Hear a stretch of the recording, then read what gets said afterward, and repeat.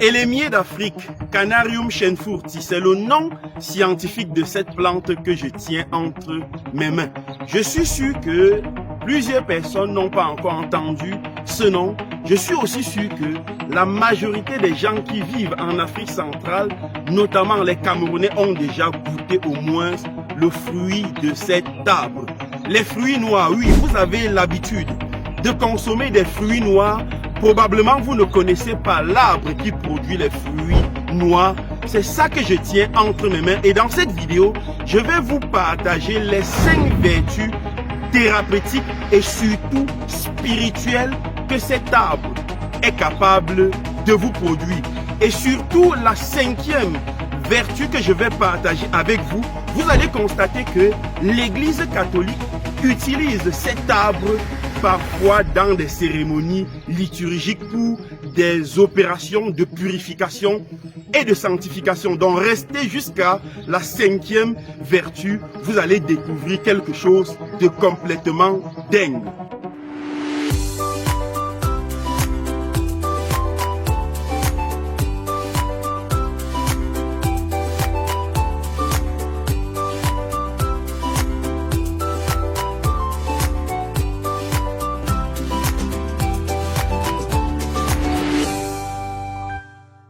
Bonjour à toi, je m'appelle Paul Raymond Tamiya, entrepreneur agro-pastoral. Je suis un ancien benguiste. J'ai fait 4 années en Italie à Parme, 6 années en France à Paris avant de tout abandonner un matin et de rentrer en Afrique investi dans le secteur juteux de l'agriculture. Sur ma page, je te parle quotidiennement d'agriculture, d'apiculture, de semences d'arbres fruitiers. Si ce sont des sujets qui t'intéressent au bon endroit, tu t'abonnes et tu partages nos vidéos.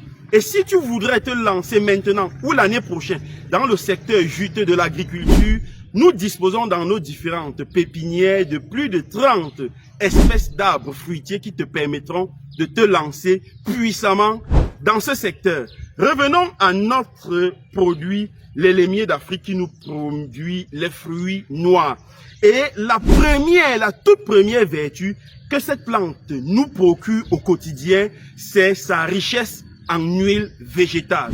Oui, la richesse en huile végétale parce que prenez un fruit noir qu'on a fait cuire et vous l'écrasez, vous tendez votre paume de main, vous allez voir comment il y a un dépôt énorme en huile.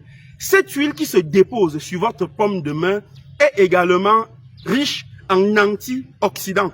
Et voilà pourquoi son huile est prisée dans la pharmacopée chinoise occidentale pour des soins de massage. Parce que généralement, quand vous utilisez cette huile, ou pour des soins de massage, ou bien pour la propre consommation, ça vous rajeunit la peau. Lorsqu'on parle de l'antioxydant, c'est-à-dire que ça ralentit le vieillissement de la peau. Du coup, vous pouvez avoir 80 ans et on pense que vous avez 50.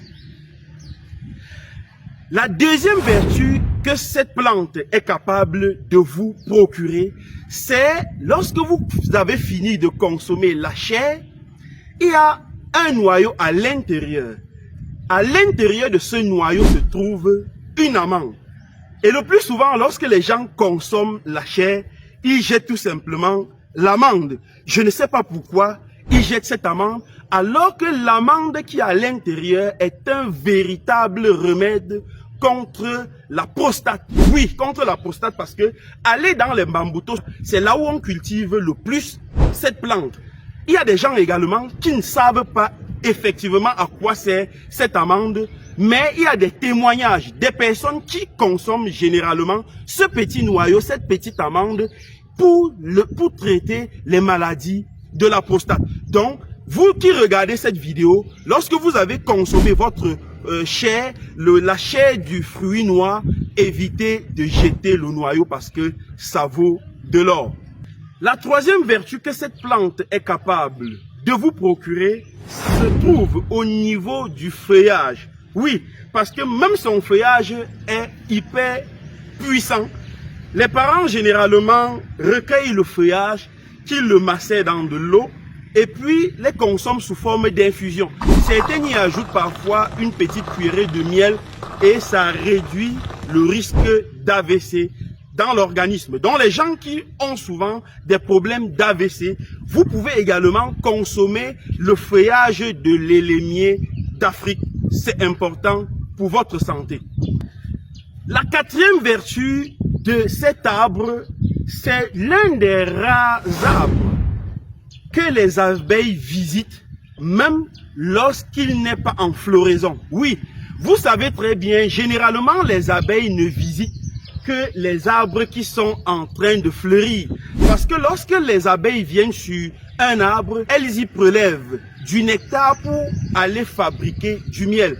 Mais cet arbre a la particularité que quand elle fleurit, les abeilles viennent retirer du nectar. Mais quand il n'y a pas de floraison, les abeilles sont toujours sur cet arbre. Mais qu'est-ce que les abeilles sont là pour chercher? Eh bien, c'est parce que les abeilles retirent la sève de cet arbre pour aller fabriquer ce qu'on appelle la propolis. Cette propolis qui permet aux abeilles de colmater les fissures dans les ruches pour éviter que les prédateurs n'aient accès à la ruche.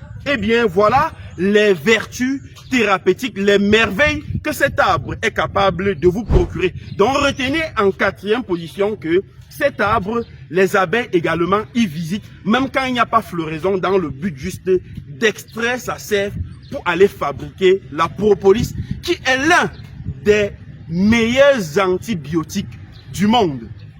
Et la dernière vertu que cet arbre est capable de procurer, je vous ai parlé de l'église catholique. Je suis sûr que vous vous demandez à quoi il sert dans l'église catholique. Alors, pour vous qui êtes chrétiens, vous avez souvent assisté aux grandes messes de l'église catholique, notamment la Pâque, l'Assomption, l'Ascension, la Nativité. Et c'est lors des grandes fêtes de l'église catholique, les prêtres brûlent un produit sur du feu, soit pour encenser le corps du Christ ou pour encenser la foule. Eh bien, c'est la sève de cet arbre. Voilà pourquoi dans la nature, nous avons tout.